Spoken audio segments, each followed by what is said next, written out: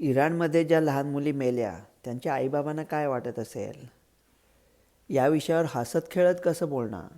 पण हसत खेळत बोलण्याला जी कारुण्याची झालर असते ती जाणकारांना समजते. मुद्दत तलक जहाँ में हंसते फिरा किए जी में आता है बैठकर अब रोइए खूप कही. न्यूयॉर्क टाइम्स हे अमेरिकेचे सर्वात मोठे मीडिया हाऊस आहे. म्हणजे एवढं काय हुशार नाही आहे, पण अमेरिकन मीडियाच्या मानाने हुशारच म्हणायचे. तो का म्हणे त्यातल्या त्यात त्यांनी बातमी दिली आहे की इराणमधल्या लहान मुलींच्या शाळेवर जो बॉम्ब पडला, प्राथमिक चौकशीनुसार असं दिसतंय की तो चुकून अमेरिकेने टाकला असणार. चुकून. ज्या लोकांना वाटतंय ना की अमेरिका मुद्दाम म्हणून लहान मुलींच्या शाळेवर बॉम्ब टाकेल, त्यांची चूक नाही आहे. आपली चूक आहे की आपण आपल्या समाजाच्या एका हिश्श्याला एवढ्या मूर्खपणापर्यंत जाऊ दिलं. दुसरा असा कुठला देश आहे की ज्याचा मुख्य न्यूजपेपर ही हेडलाईन बेधडकपणे देऊ शकतो? इराणमध्ये येऊ शकेल का अशी हेडलाईन की त्यांच्यापैकी एका मुलीचे केस पूर्ण झाकले नव्हते म्हणून खोमेनीने तिच्या घरी जाऊन तिचा गळा घोटला, खोमेनी या खुनी आहे? काय होईल त्या न्यूजपेपरचं? म्हणजे हा हल्ला झाला त्याचं जस्टिफिकेशन वगैरे काही शक्यच नाही आहे. पण हे बाहेर आलं ना कशामुळे? कारण ते पत्रकाराने प्रेसिडेंट ट्रम्पना थांबवून म्हणाला तो की अहो तुम्ही काही काय म्हणताय, इराण कशाला बॉम्ब टाकेल? आता ट्रम्प जातात अशा परिषदेमध्ये तेव्हा नैतिकतेच्या लवचिकतेची परिसीमा दाखवतात कधी कधी, पण ते देतात हो उत्तरं.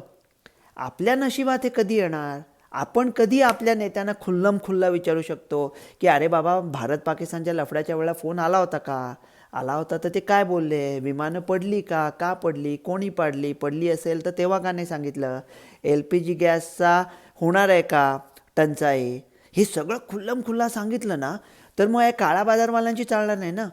कधी कधी काही न बोलणे मुत्सद्देगिरी असते, पण नेहमीच त्याच्या मागे कसं लपणार ना? म्हणजे सरकार कधी कधी छान काम करतं, चंद्राच्या मागे उतरले वगैरे, तर विकत घेतलेल्या बातम्या नेहमीच खराब नसतात किंवा खोट्या नसतात. पण निर्भीड आणि निष्पक्ष पत्रकारिता पाहिजे ना. देशात तो पाया आहे ना लोकशाहीचा. 25% जगाच्या लोकसंख्येवर राज्य करणारे ब्रिटिश होते. त्यांच्या अंगावर एक पुण्याचा सिंह गरजला होता, सरकारचं डोकं ठिकाणावर आहे का? त्याला पुढे आपण लोकमान्य म्हणायला लागलो. लोकांना जे मान्य नाही ती लोकशाही कशी? आणि कौतुकाचा अतिरेक नको ना. सतत कौतुकच करत बसलो आपण तर मग त्या कौतुकाचं काय कौतुक राहणार?